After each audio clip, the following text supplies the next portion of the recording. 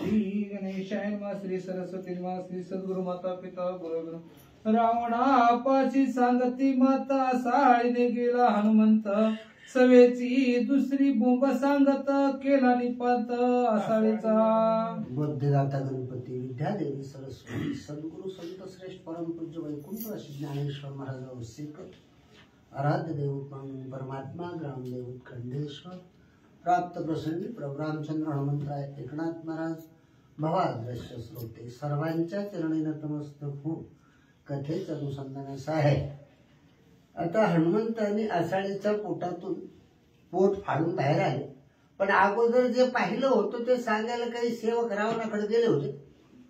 म्हणले आषाढीनं हनुमंत गिळला असं सांगता येते, तर दुसरे मागणं आले, काय म्हणले? राक्षस मावकर भारी त्या हुणी वानरी विद्या थोरी रिगोणी तयची उदरी महामारी मारित। आता हनुमंतराय आहेत ते बुद्धिमतांवरिष्ठ, सगळ्या बुद्धिमंतापेक्षा श्रेष्ठ आमचे हनुमंतराय आहेत। जितेंद्रिय इंद्रियावर त्यांचं विजय प्राप्त केलेला आहे।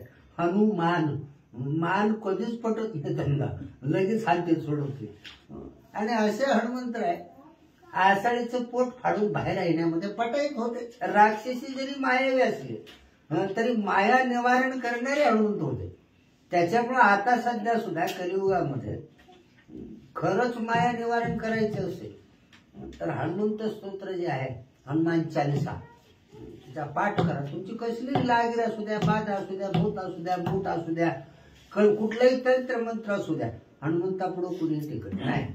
जैसी बैन शूर्पणखा तैसीच हे आषाढिका हनुमंत मारिताची देखा दशमुखा बहु दुःख। आता इकडं पहिलं जिंकलंय म्हणून सांगायला आले तर दुसरे सांगायला आले। म्हणले आषाढी मिली, आषाढी मिली। रावण म्हणलं आता सांगून गेलाय तवर तू सांगायला आलाय, म्हणजे विश्वास ठेवायचा कुणा।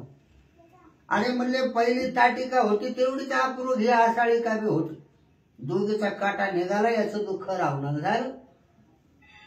जैस वानर पेटले द्वंद्वासी करू कोण कोणाच्या दुःखासी काय होईल इंद्रजितासी निजमानसी धाकत। रावणाला अंतःकरणापासून म्हणजे भीती निर्माण झाली। माणसाचा ज्यावेळेला आत्मविश्वास तुटतो की नाही, बाकीच्यांनी किती बी सांगू द्या उपयोग नाही। जोपर्यंत आपला आत्मविश्वास खंबीर आहे, जग जरी वैरी झालं तर तो डळमळत नाही। पण एकदा माणूस खाचला की विषय संपला त्याचा। एवढा रावण, पण त्याचं सुद्धा धैर्य खचलं गेलो आणि चिंता करायला लागला। म्हणजे जे कोणी जाईल त्याचं नीटनेटकं होते, आता करू तरी काय?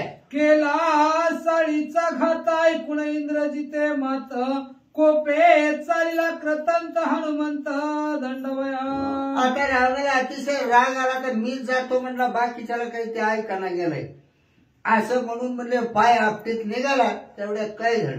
देखो निया हनुमंता दिवसा नव्हे सैन्या समजता आईसे कळले इंद्रजिता होय पेरिता निजरत। आणि मग म्हणले इंद्रजिताला वाटलं की पप्पांनी रणांगणात एंट्री आपण असताना घेणं चुकीचे, आपलं काय का व्हायना, बापाच्या आधी आपण गेलो पाहिजे। आणि म्हणून म्हणले इंद्रजित पुन्हा हनुमंताला हुडकून युद्ध करू लागला।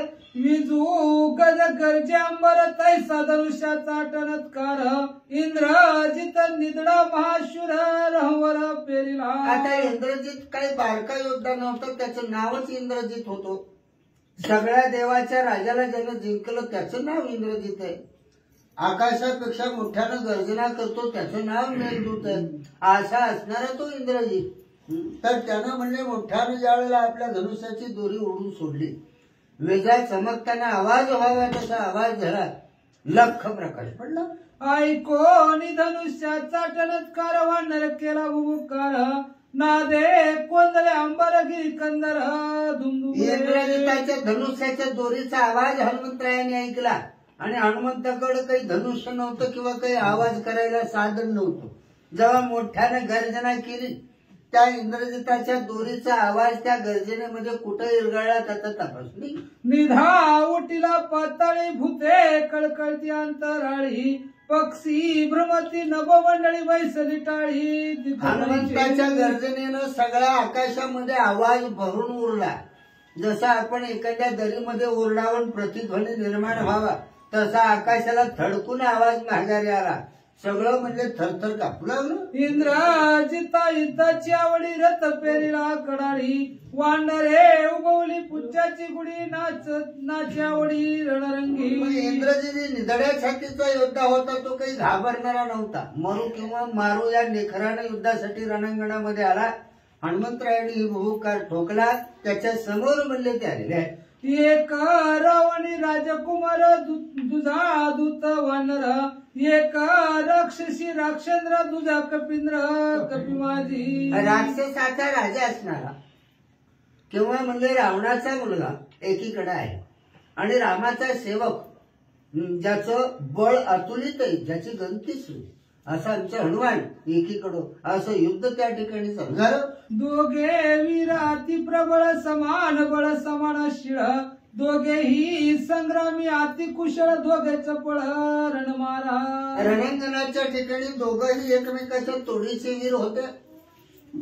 इंद्रासारख्याला जिंकणं म्हणजे सामान्य नव्हतं. सगळ्या देवाचा राजा आहे तो. अगोदर सगळ्या देवाला जिंकावं लागलं आणि असा इंद्रजित आहे. पण हनुमंतही सामान्य नव्हते. का तर लहानपणी सगळे देव ज्यांना शरण आले होते.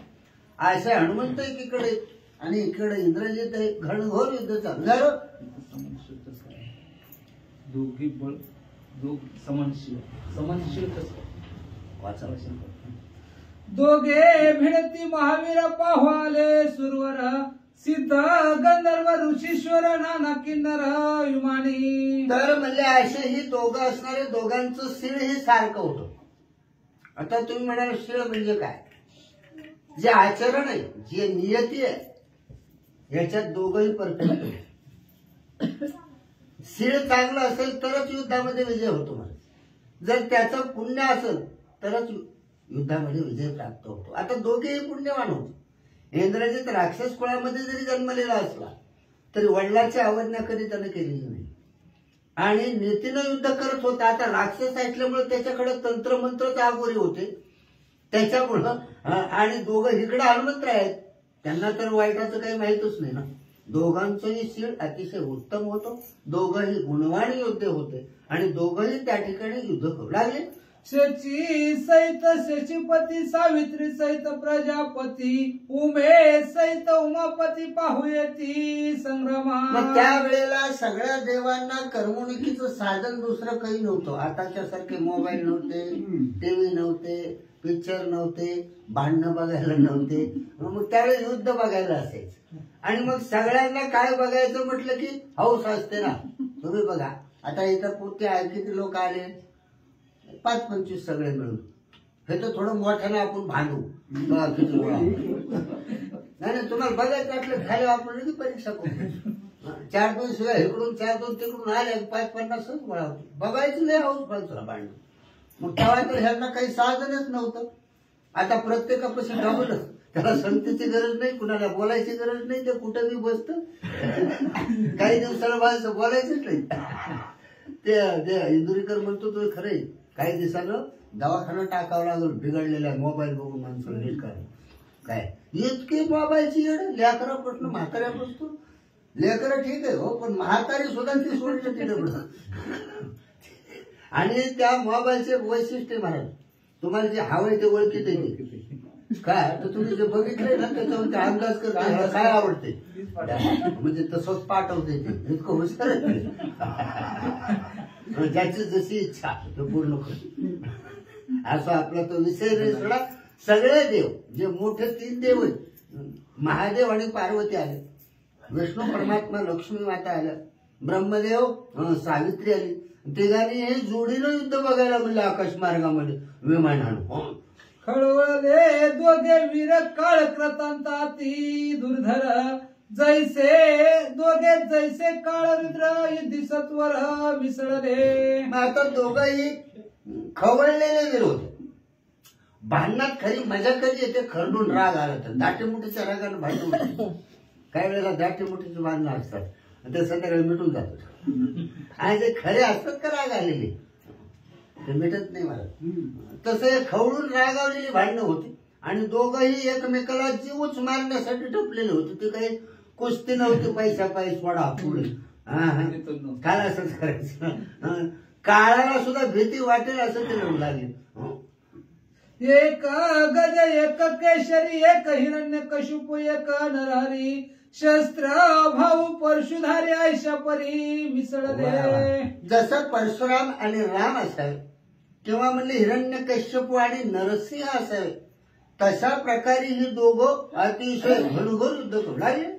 एक सर्प एक सर्पारी एक त्रिपुरारी एक मुरारी आयशा परी मिसळले. एक मूर दैत्य असावा आणि एक विष्णू परमात्मा असावा किंवा म्हणले हे जे असणारे महादेव आहे त्रिपुरारी एक त्रिपुर त्या दोघांचं जसं युद्ध झालं होतं किंवा गरुड आणि सर्पाचं जसं युद्ध होतं आणि तसं एकमेकाच्या जीवावर उठलेली हे दोघं रणांगणामध्ये निकराचं युद्ध करू लागले. इंद्रजित हानी दुर्धर खाय हनुमान फळे खाय विटाय कुशी खाजवी डोळे मिचकाय दाविता होय अंगठा. आता हनुमंताचं वर्णन करणं बारक्या चितक्याचं आपल्यासारख्याला कवच जमायचं नाही का. आघात बल इतकं बळ की अक्षरशः देवाला सुद्धा कळलं नाही यांचं बळ किती. एकदा भीमाला गर्व झाला होता माझ्यासारखी ताकदच नाही म्हणजे कुणाला. आणि मग त्या गंधमार्ग दुसरी बोलवायला लागलो कृष्ण परमात्माने मुद्दाम म्हणले ह्याचे जरा झाक जिरो कधी ती बामणाला दाब द्यायचं ना खांद्यावर गडा खरकट राखली की शेंड्या बांधून आणि झाडावर ठेवून म्हणायचं बामणाला वाळायला खाऊन ठेवून. कृष्ण परमात्माने विचारलं म्हणले का हो ब्राह्मण बुवा तुम्ही जेवत कधी. मग एका ब्राह्मणाने सांगितलं म्हणले खरं सांगू का नाही तर ते बाबा शेंडी बांधून म्हणजे सांग ना. म्हणले ते तुमचं भीम जे फिरतो ना पंक्तीमध्ये ते सरळ सांगतो तुम्ही पोटभर जेवा पण पत्रवाडी तर ठेवलो त्या शेंडीला शेंडी आणि झाडावर अडकूतच होतो. लहानपणापासून त्याचा खेळ होता तो कौरवाशी तसंच करायचा. तर अशा प्रकारे ताकदवान असणारा भीम मग त्याच्यामुळे थोडं अहंकार चाललेला बामणाला दाब दिला. कृष्ण परमात्माला कळलं. कृष्णाने बोलून म्हणले भीमा इकडे म्हणजे का गंध मादन रुसेल जेवायला घेऊन ये म्हणजे त्या कुणकडे म्हणले गंध मादन रुसचा पर्वतच आहे.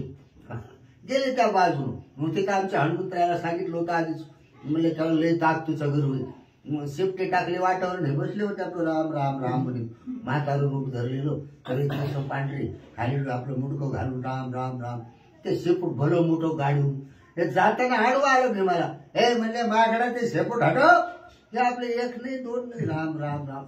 मग भीमाला वाटलं ह्याला ऐकू येत नाही म्हणून असं केलं. म्हणले काय म्हणता मुडकं फिटकं आपलं म्हाताऱ्यामध्ये समजा हलवलं. म्हणले तेवढं शेपूट बाजूला घ्या लोकांना त्रास होतो जायला यायला.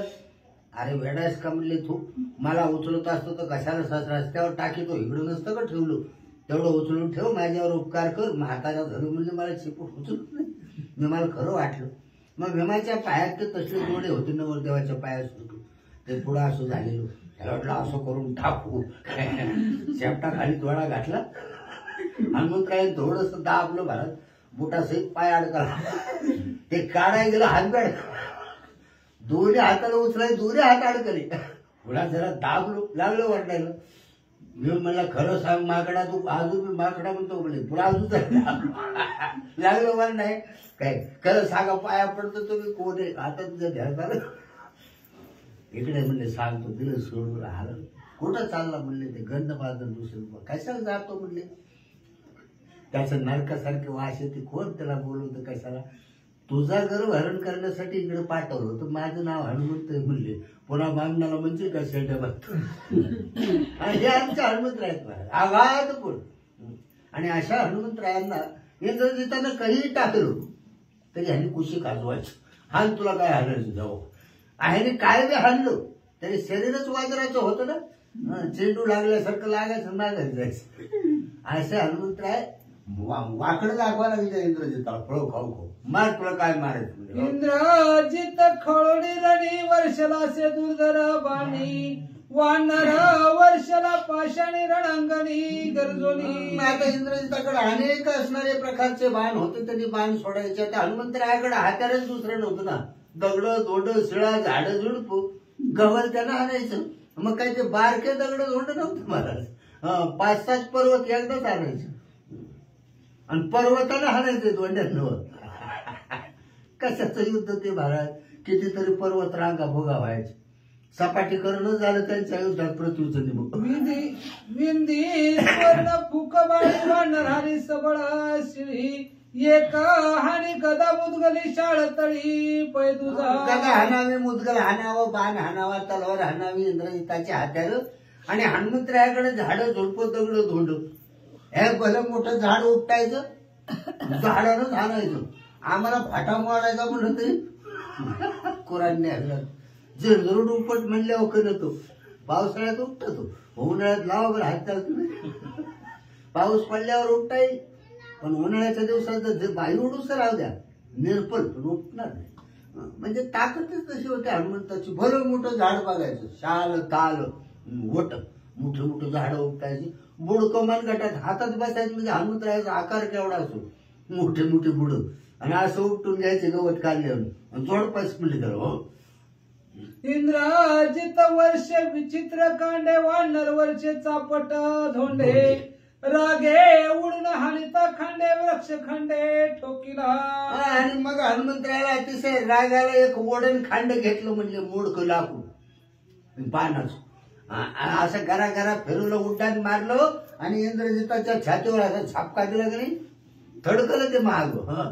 साटोपे हानिता शिवशक्ती वानर वर्षाती पर्वती इंद्रजित वेळवराची तिरणी मारुती नाटोपे.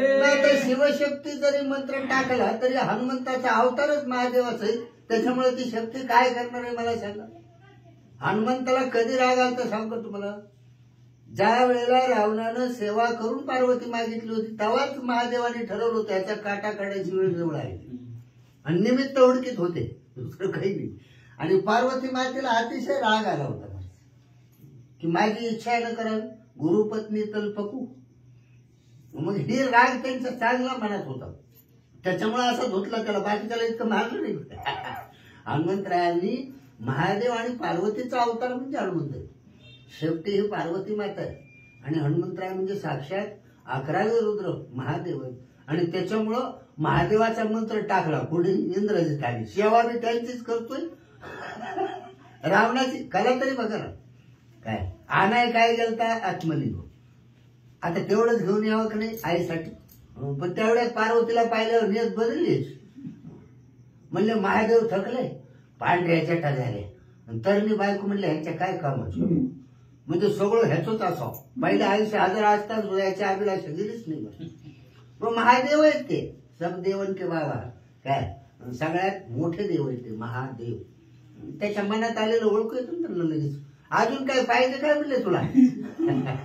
नाही म्हणले माझ्या मनात असं होत नाही. बोल बोल म्हणले तुला काय पाहिजे. आता तुम्ही थकले, वय झालो आणि हे तर तरी बाण तुमची पत्नी कशाला तुम्हाला हवी, तुला पाहिजे काय म्हणले. पण लक्षात ठेव तुझं न आकळे तुला एक जमू द्यायची नाही. काय ही जी माया मॅच ओळखावी तुझ्यासारख्या कामाला होती काय. आणि खरंय ते मोह मायेनच जग कामाला लावलेले. आपण सगळे जे झटतोय ना विषयाच्या अंधारामध्ये चाक पडतोय आणि ह्या नदीतनं बाहेर काढायचं असेल तर ज्याने तयार केली त्याला शरण जावं तर निघते. आणि अशी ती पार्वती तुला जमू द्यायची नाही. नाही म्हणजे नाही द्यायचं म्हणून सांगायला कशाला एखाद्या हातात नेलं काय करायचं. उचलली राव पार्वती काय निघालो. आता भावाला हाका मारली. आता भाऊ कोण विष्णू परमात्मा. भगवंताला आवाज ऐकू आला. म्हणले काय झालं असेल बाबा बहिणीला. आले ब्राह्मणाच्या रूपामध्ये तो घेऊन निघाले. हातात लिंग काय खांद्यावर पार्वती काय. मग त्यावर म्हणले विष्णू परमात्मा आणि पार्वतीला खुणवलं. म्हणले जरा रूप बदल ना याला काय. मग आता ब्राह्मणाच्या रूपात विचारलं. रावणा म्हणले काय चालवलंय. म्हणजे पार्वती घेऊन चाललो. अरे येडेच का काय फसवलं महादेवानं तुला. पार्वती का म्हणजे निर्भव. तर ह्याच्या डोळ्यावर पांढऱ्या शिब्र जटा दिसत होत्या आणि खाली पाय खरडायला लागले होते. बाक दिलं टाकून. म्हणलं घेताना काळी कोईट केस होते. आता टाकून दिलं पाहतो तर चिपडे आले, नाक गळते, पांढरे शिब्र केस सगळे. म्हातारीचं काय न्याय करते टाकायला कपायला फसवलं महादेवाने. असले नाही तर काय म्हणले पार्वती खरी पाटाखाली कुठं महादेवाच्या. ह्याला मी खरं वाटलं. आता बाईल येडी माणसं कधी खरं ठरवतात ना, दिला आया कधी पेतो गेलं महाग आहे, बघतो तो खरंच आहे. म्हणले खरी पार्वती झाकून ठेवली मला आठली दिली काय? म्हणजे कुठे तू काय तुमच्या पाटाखाली चमकत. आता ही करता करविता बाबा महाग असल्यावर काय करणार नाही, कारण नाटकी येतो तयार करून ठेवली तिथं खाली. ती न्यायची का अंध्या जमले. आता ती कोण होती माहिती का? मंद उदरी. विष्णूने स्वतःची बळी काढून तयार केलेली होती मला. जावाईच मारले हो दोघांनी. लक्ष्मणानेही जावाई मारला, रामानेही जावाई मारला, अजून बी लोक जावाई मारी. एक चंडू चक्र पैसवडी तुझ्या हानी प्रचंड धोंडी सवेगा हानी लवडी समूळ धोंडी पै तुझा. आणि मग लवडी सवडी जी काही हात्यार असतात ती इंद्रजिताकडे भरपूर होती. का तर रथ भरून हात्यार घेऊन निघायची ना, गवल त्यानं हाणायचं. आता ह्यांच्याकडे हात्यार होते, हाताखाली येईल ते हात्यार, हाताखाली जे सापडल ते हात्यार. एक दिवशी काय झालं, बादशाहनं बिरबलला विचारलं, म्हणजे सगळ्यात मोठं हत्यार कोणचं? म्हणजे हातात गवलती. बादशाह वाटलं हे उगच काहीतरी म्हणजे तोंडात येईल ती. म्हणजे एके दिवशी मला म्हणजे सिद्ध करून दाखव. ठीक आहे, म्हणजे शिकारीला निघाले होते आणि तिकडून एक पिसाळलेला हत्ती आला होता. आता हत्ती आलेला आहे, आता त्याला कसं निवारण करायचं? बिरबल पुढे होता. बादशाह म्हणला तेव्हा पिसाळलेला हत्ती आलाय. इकडे तिकडे बघितलं, कुत्र्याच पिलू चालू होतं, तांगडी धरलं फेकलो, काय काय काय हत्ती मागे फिरला. बघा म्हणजे तुमची हाताला तलवार मेहनत राहिली, काय करायचं होतं? म्हणजे हाताचे घवल ऐका मला मोठा हत्यार. तसं आमचे हनुमंत आहे, हातात जे सापडेल त्याला आणायचं. पटिशा हानिता तवके वानरे हानिता खडके फुटले इंद्रजिताचे धैर्य मडके पडलाटके पुच्छाचे. आवा हनुमंतरायांनी जेव्हा ठोकलाय की नाही, फुटले धैर्याचे मडके. मगाशी मी सांगितलं इंद्रजितासारखं त्याच्या बापाचं झालं. त्यावेळेला आसाळ का मेली होती. सगळं खचावं, माणसाचं धैर्य खचू नये, आत्मविश्वास कधी खचू नये. कितीही संकट आली तर आत्मविश्वास एवढा दांडगा असावा, आभाळ पडायला लागलं तरी नेटाने हात लावा. नाही बसलं खाली तर बसू दे, मरू दे, पण नेट तरी लावलं पाहिजे. म्हणजे आपल्याकडे आहे तेवढा प्रतिकार केला पाहिजे.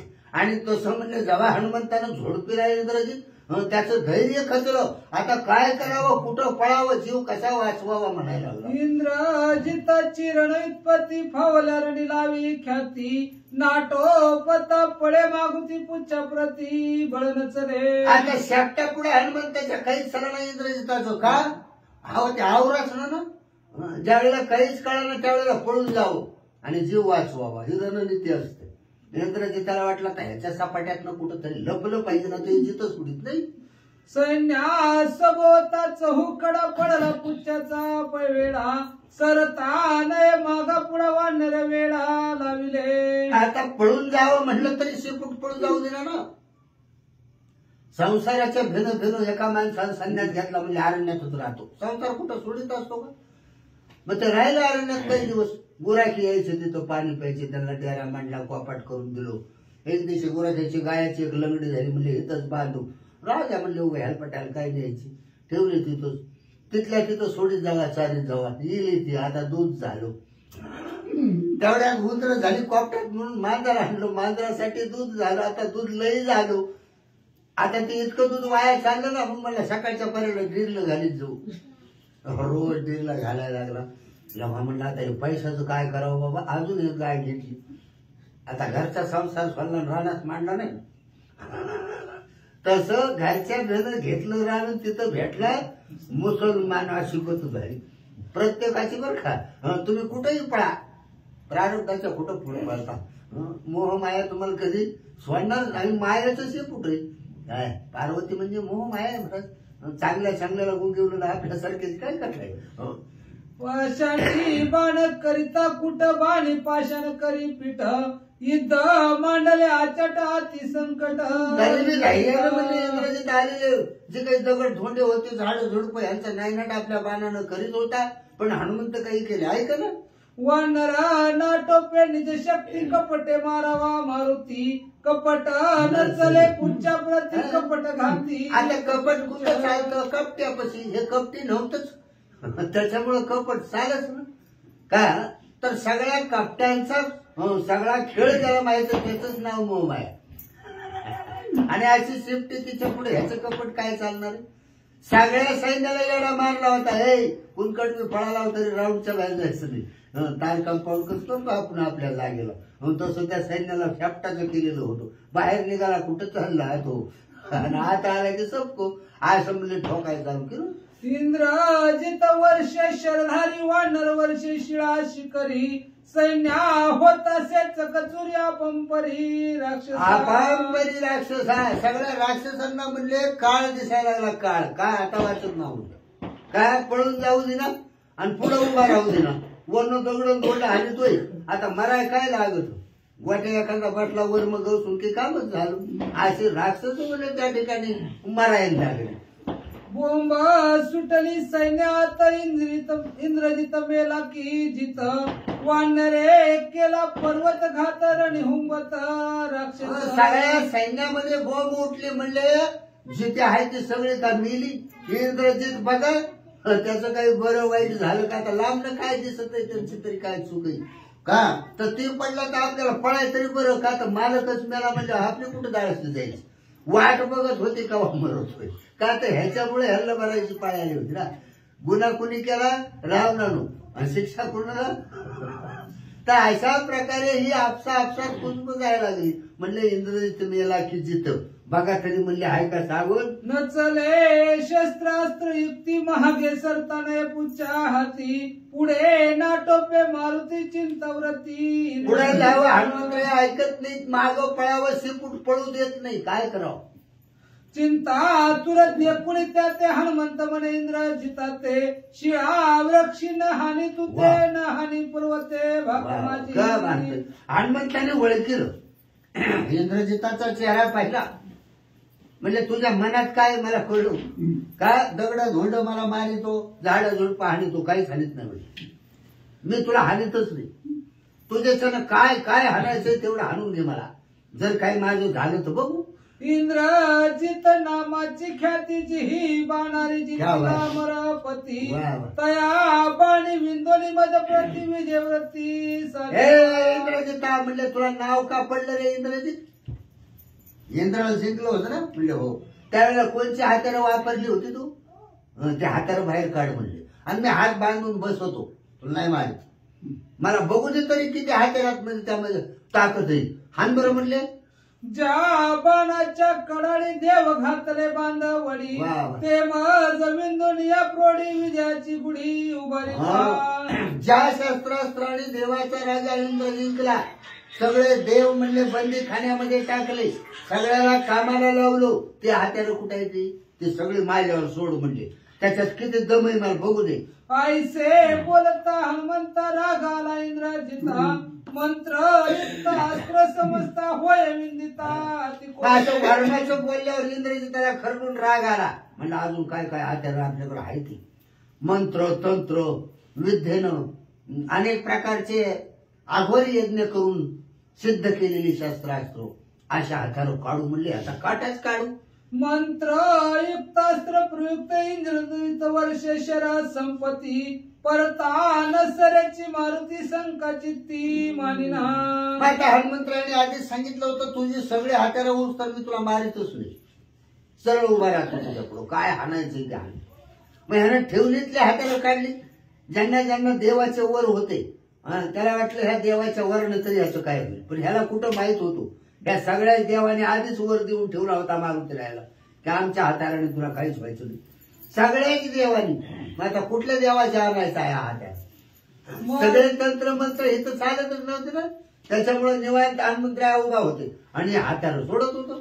माझे अंगी बाणरूपती ही शंका नाही हनुमंती सुर नर आश्चर्य मानती तैशी ख्याती त्याने केली. आता बघाय आलेले सगळे सूर नर किन्नर जेवढे काही होते ते सगळे पाहत होते की हनुमंतराय निवांत उभा आहे. इंद्रजित बाण सोडितोय आणि एक बी बाण हृदयात किंवा छातीत कुठं घुसा नाही. होतं कसं माहिती का. आपण जसं वरच्या प्लॅटला ते असं करत नाही कटवाच्या म्हणताना काय होतं का त्याला काय होत नाही. आणि तसं किती मोठ्यानं बाण आला ना आदळला बाणच माघारी जायचं. ह्यांच्या शरीराला काही होतच नव्हतं. का बाण लोखंडाचे हात्याला लोखंडाचे हे पोलाद होतं वज्र होतंय त्याच्यामुळे तेच बुगा व्हायचं. ह्याला काय होत नव्हतं. राम नामाची शक्ती नित्य निर्द्वंद स्थिती मारुती क्या बात. तेने इंद्रजिताची ख्याती हे उपपती अवधारा हेही उपपत्ती अवधारा राम नामाची ख्याती. राम नामामध्ये किती पावर आहे या ठिकाणी नाथराय सांगतात. त्या हनुमंताच्या हृदयाच्या ठिकाणी प्रभू रामचंद्राच्या नामाचं स्मरण चालू होतो, चिंतन चालू होतो आणि त्याच्यामुळे नामाच्या चिंतने 12 वाटा प्रति विघ्न, एक सुद्धा विघ्न समोर राहत नाही. तुम्हाला परीक्षा करायची असली तर करून घ्या. काही माणसाला अनुभव आल्याशिवाय कळत नाही. किती मोठ्या मसनवाट्यातनं राम राम म्हणीत जावा, एक भूत लागणार नाही. किती मोठी वाटू सुटू द्या, राम राम म्हणीत आज गुस्सा, तुम्हाला काही होणार नाही. रामाच्या नामाची पावरच अशी आहे की संकट 12 वाटाने म्हणजे वाट गवल तिकडे पळते ती हो. आणि मी अनुभव घेऊन सिद्ध करून सांगतोय, असं फुकट सांगत नाही. अनेक संकटाचा सामना केले. त्या करोनाच्या आधी उलटा नळगूत झाला होता मला. उलटा म्हणजे पायाकडून सुस्त माणूस, बॉम्बच्या बॉम्ब झालं होतं सवय. दवाखान्यात 15-20 दिवस मिलिटरीच्या होतो पुण्याला. डॉक्टरला कळलं नाही काय झालं. सगळे वैतागले होते, आता हे जिरतंय तुझे. गावातली वाट बघत होते अँब्युलन्स कधी येते. पण एकच खुराक सोडलंच नाही त्याला. म्हणजे मी इतके दिवस तुझी सेवा केली ना, मग माझं सरलं असलंच नाही का. पण हे काय पिढा सरलंच नव्हतं, मला माहित होतं. मग ते खुराक असं चालू केलं. डॉक्टर हसायचे, काय म्हणतं म्हणजे बडबड. अहो तुमचं तुम्ही करा, माझी मला करू द्या. त्यातला एक शहाणा म्हणला माळ काढा.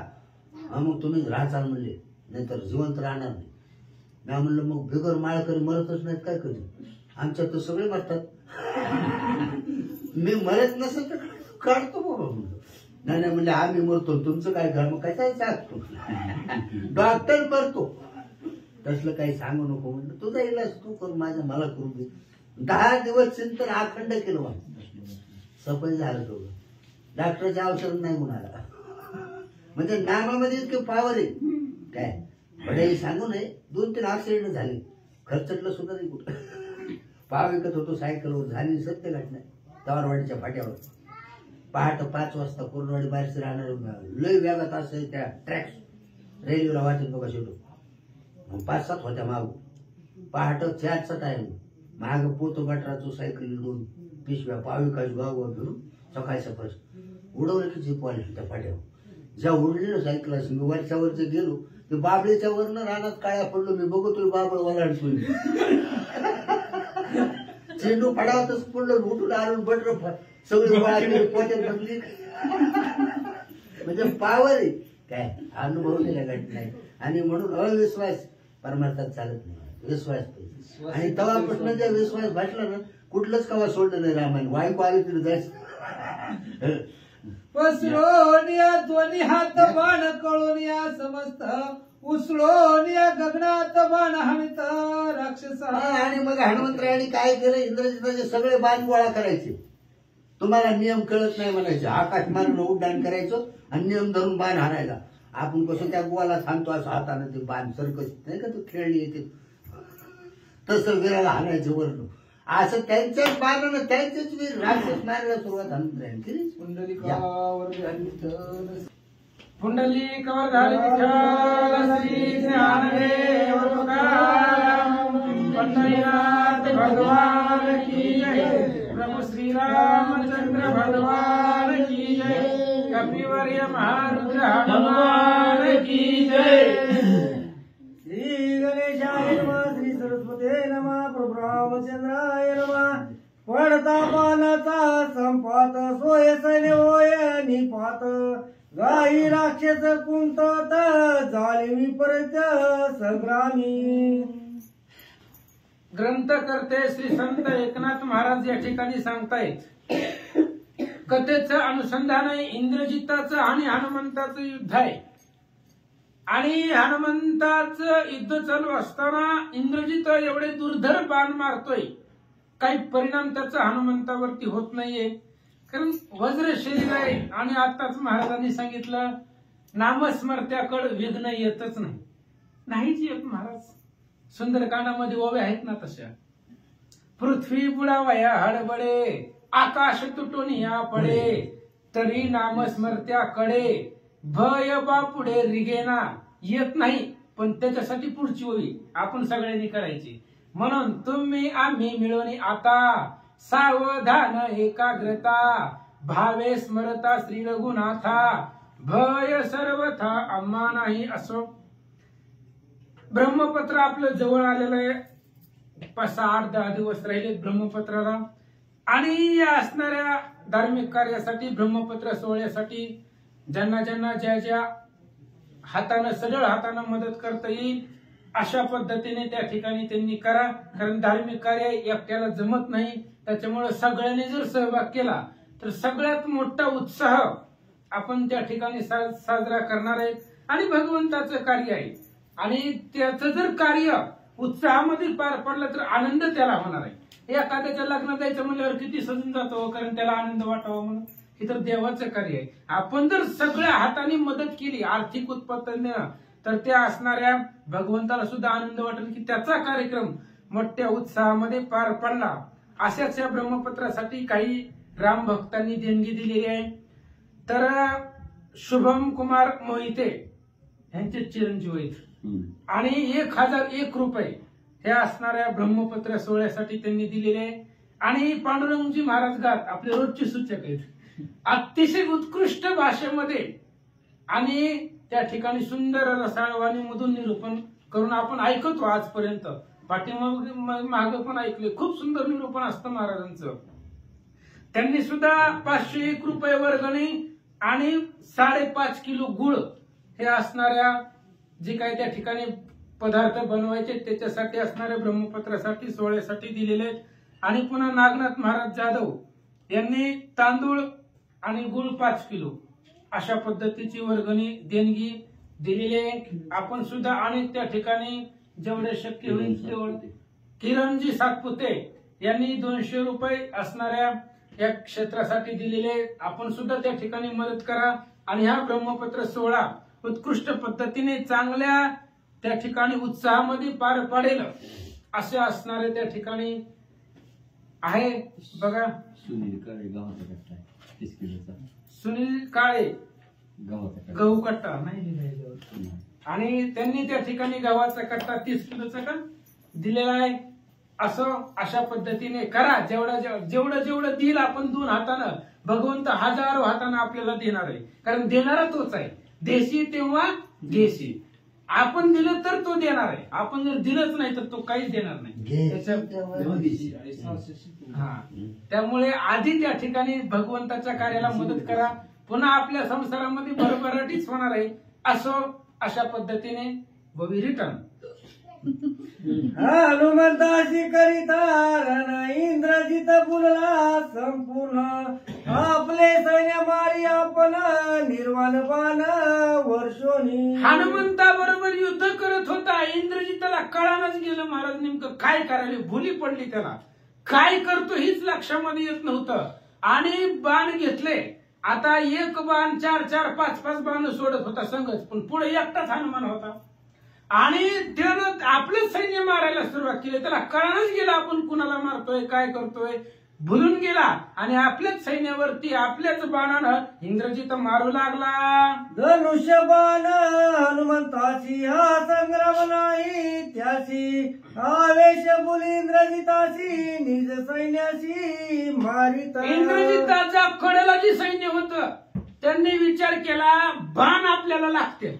वानरापाशी धनुष्यबाण आहे का. मग बाण कुठून आपल्याला लागायला लागले. मग त्यांच्या लक्षात आलं आपला मालकच यायला झालाय. काहीच कळाना गेले. त्याला आपल्या सैन्यावरती मारायला लागले. अशा प्रकारे सैन्य बोलू लागला. माझे निर्वाणीचे बाण वानर कळवणी संपूर्ण आमची शस्त्रे आमची झालं कंदन मांडिले. पुन्हा इंद्रजिताने विचार केला आपलीच बाण आपल्या सैन्याला लागायला लागले. आपण मारतोय कुणाला हनुमंताला. मग आपल्या सैन्यावर कसे लागायले. पुन्हा इंद्रजिताने विचार केला ही काय करतोय गोळा करून ठेवतोय. आपण मारलेली जी बाण आहे ती जमा करून ठेवतोय. कारण बाण तर लागत नव्हते कॅच पकडत होते हनुमंताला. आणि जमा करून एकदाच सगळी बाण सैन्यावरती सोडून देत होते. आपलेच शस्त्र घेऊन आपल्यालाच मारायला लागले असा विचार इंद्रजित करू लागला. इंद्रजिताचे बाण अंत स्वानंदे हनुमंत विचारत बाण मंत्र शक्तियुक्त केले व्यर्थ हनुमंते. इंद्रजित निर्वाणीचे बाण सोडत होता महाराज. मग अशीच हनुमंताला ऑफर दिली होती, तुला काय बाण सोडायचे तेवढी बाण तुझ्यापाशी जेवढा. सांगितलं होतं रावणानं, हलक्याच्या घरी शिकलाय का महाराज, ब्रह्मदेवाकडून विद्या शिकलेला आहे तो इंद्रजित. त्याच्यामुळे हनुमंतानं सुद्धा सांगितलं, काय जेवढं तुझ्यापाशी मंत्र शक्ती यंत्र तंत्र काय तुला जेवढं सोडायचं तेवढं सोड. आणि एवढ्या सगळ्या दुर्धर बाणामध्ये हनुमंताला आनंदानं त्या ठिकाणी वावरत होते. बाणाचा परिणाम होत नव्हता. काय होतं ऐका. न चले शस्त्रांची कटपट, न चले अस्त्रांचे पैनेट, न चले वानराशी कपट, रणी उद्भट गांजिले. आणि इंद्रजित पुन्हा विचार करू लागला. रावणाने सांगितलं होतं कसं बी कर, पण त्या वानराला धर. काय तुला छळ करायचा असेल कर, कपट करायचं असेल कर, काय करायचं ती कर. पण इंद्रजित विचार करू लागला, ह्याच्यापाशी काहीच चालत नाही. कपट चालत नाही, छळण चालत नाही, मंत्र चालत नाही, तंत्र चालत नाही, शक्ती चालत नाही, जारण चालत नाही, काहीच चालत नाही. मग कसं ह्या वानरानेच आपल्याला गांजलेला आहे असा विचार इंद्रजित करू लागला. दिव्यास्त्रिये एक एक वानर केली निरर्थक, इंद्रजते घेतला धाक, जीवी दुख लागली. इंद्रजितानं धाक घेतला हनुमंताचा. भीती वाटायला लागली आता इंद्रजिताला. मरण समोर दिसायला लागलंय. ह्याच्या हातून मरण नव्हतं माहिती होतं, पण जगू बी दिला ना. आणि मग इंद्रजिताला वाटलं आपण आता जेवढे बाण सोडले ते सगळे बाण दिव्य अशा प्रकारचे. एकतरी हलका बाण होता का याच्यामधला, हीच बाण जर बाकीच्या दुसऱ्यावर सोडला असता तर ते मारून टाकलं असतं. मग अशी सांगितलं होतं ना, जे बाणाने देव लोकांना इंद्राला जिंकलेले आहे असे ते बाण आहेत. निर्वाणीचे दिव्य अशा प्रकारचे बाण आहेत. आणि सगळं व्यर्थ केलं त्या वानराने आणि मलाच त्रास दिला, मलाच गांजला असं इंद्रजित बोलू लागला. इंद्रजित बाणांची शरसुटी वाने करून या उठी, धावणी जोमला पैकंठी धनुष्य मुष्टी मोडिले. आणि इंद्रजित बाण सुसाट सोडत होता. त्याच्या लक्षातच आलं नाही आपण किती बाण सोडायला काय करायला. वायूच्या वेगानं बाण सोडत होता. हनुमान म्हणलं ही कवर चालायचे, त्याचे बाण संपत नाही, आपल्याला काय होत नाही. 9:30 तर वाजून गेले, उरकायला पाहिजे ना. मगून हनुमंतानं त्याच्या गळ्यामध्ये कंठामध्ये उडी मारली आणि त्याच्या हातामधले धनुष्य हनुमंतानं तोडून टाकला. सरली बाणांची निज ओढी तरी वानर प्रौढ गाडी, मल्ल विद्येची परवडी कडोवी कडी भिडती. आणि इंद्रजितापासले बाण होते ते संपले. जेवढं राजा रावणानं पाठवलं होतं का रथ भरून बाण धनुष्य सगळं आणलं होतं ते संपलं होतं. आणि मग आता बाण संपले. मग अंगाची मस्ती, अंगी बळाची मस्ती. अंगामध्ये मल्लयुद्ध करण्यासाठी, कुस्ती खेळण्यासाठी इंद्रजिताकडे किती ताकद आहे. हनुमंताला वाटलं बघावं राजाचं लेकरू आहे, बरंच काय काय काय काय खात असेल घरामध्ये, मग बघू याच्यामध्ये मल्लयुद्ध खेळू आणि किती ताकद आहे बघू. म्हणून हनुमंतानं त्याच्या अंगावर उडी मारले. उरी शिरी आणि कोपरी तळवे हानी ती परस्परी, कळा लावणी बुजावरी हानती उदरी चपेट घात. आणि मल्लयुद्ध आहे, दोघांचं द्वंद्व युद्ध आहे. दोघांचंच कुस्ती नावाचा प्रकार आहे. मग कोणी हातानं मारायचं, कोपऱ्यानं मारायचं, मांडीनं मारायचं, पायानं मारायचं, पुन्हा त्या ठिकाणी असणाऱ्या गुडघ्यावरती मारायचं. अशा प्रकारचं दोघांचं मल्लयुद्ध सुरू झालं. सांभाळी वानर लाते तव मस्तकी हानितला होते, सांभाळीता दक्षिण हस्ते तव गांजित डाव्याने. हनुमान एवढे बलवान होते महाराज. त्या तापसीनं सांगितलं होतं हनुमंताच्या समान शक्ती कोणी नाही त्रिजगती. हनुमंताच्या समानतेची बळाबळी करल असं जगामध्ये कोणीच नव्हतं. मग कोणत्याही बाजूने युद्ध करा. आता काल सांगितलं होतं रावणानं त्या पंचप्रधानाला, म्हणले पुढून जाऊ नका, मागून जावा. मागून गेली तरी वाचले का, मेले. कुठूनही जावा, हनुमंताच्या पुढे आले की संपला. मग हनुमंताला काय करायचं, लात मारायची. लात मारायची नाही, उगा लात मारल्यासारखं केलं तर उजव्या हातानं कांटाळी द्यायची. तोंडातनं रक्त येऊस तर त्याच्या असणारे चक्कर येऊन पडायचं. डाव्या हातानं मारायचं, डाव्या हातानं चुकूस तर उजव्या हातानं द्यायची. अशा पद्धतीने हनुमान मारू लागले. करिता मल विद्या उत्पत्ती मागे पुढच्या आघाती सव्याद्र रथ आणि रथ सारथी नेले समाप्ती वानरे. आणि इंद्रजित हनुमंताचं मल्लयुद्ध चालू असताना पाठीमागून शिफ्टी होती हनुमंताची. हातानं मारित होते, पायानं मारित होते आणि पाठीमागून शिफ्टी मारत होती. मल्लयुद्ध करत असताना हनुमंतानं इंद्रजिताला बेजार करून टाकलं. त्याची ताकद चालायला गेली. जे रथ होते, सारथी होते, सगळे हनुमंतानं भुगा करून टाकले. मारुनी सारथी भंगित भंगिला रथ इंद्रजित केला नाटळे पुच्छेचा वर्त रणी हनुमंता नाटोपे. आणि अशोक वनामध्ये इंद्रजित गेलेला होता, त्याच्यामुळे सारथी आणि रथ मारला. कारण ह्याच्या जीवावरती त्या ठिकाणी आकाशामध्ये जाय करत होता, रथाच्या जीवावरती. त्यामुळे रथ भोगा केला, रथाचा सारथी मारला आणि शेपटीची टोले इंद्रजिताला देऊ लागला. हाताहात केलं. इंद्रजिताच्या हातामध्ये काहीच राहिलं नाही, व्याकुळ करून टाकलं. काय झालं ऐका. ध्वज भंगिला आगादे क्षेत्रे भंगिली हाणुनी लाते मुकुटा पाडून याते ते इंद्रजिता ते गांजिले. आणि हनुमंताच्या आघातानं रथाचा ध्वज तोडून टाकला. पुन्हा असणाऱ्या रथाचं छत्र त्या ठिकाणी तोडून टाकलं. मुकुट घेतला शेपटीनं, पायानं मुकुट त्या ठिकाणी तोडून टाकला. अशा पद्धतीने अस्ताव्यस्त इंद्रजिताची अवस्था केले. भूतळी समस्त ऋषीश्वर गगनी पाती सुरवर अवघे करीती जय जयकार विजयी वानर श्रीरामे.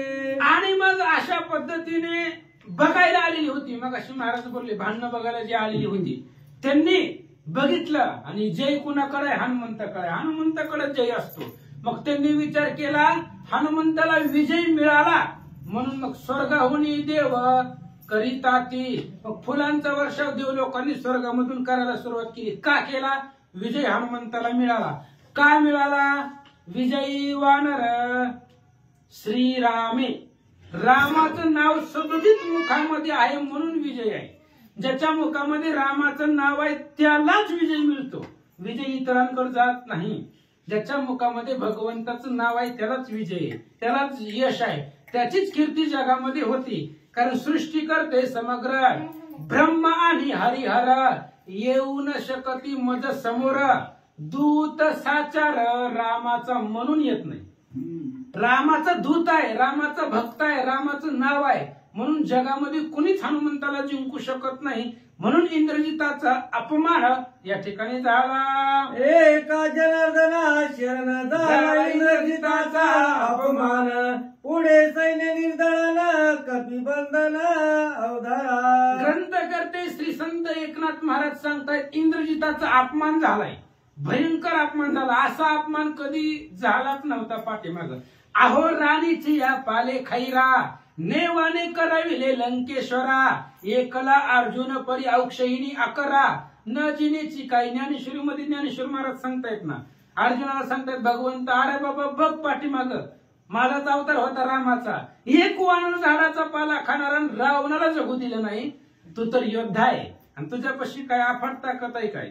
स्वर्गामध्ये देवदानवाना जिंकलेला, इंद्राला जिंकलेला तो असणारा अर्जुन काय भ्यायला लागला. असो अशा पद्धतीने इंद्रजिताचा भयंकर अपमान केला. पण इंद्रजिताच्या मदतीसाठी जी रावणानं कोट्यानं कोटी पाठवली होती त्यांना अजून त्यांनी शेपटीमध्ये कोंडून ठेवलं होतं, लॉकडाऊन मध्ये अडकून ठेवलं होतं त्यांना.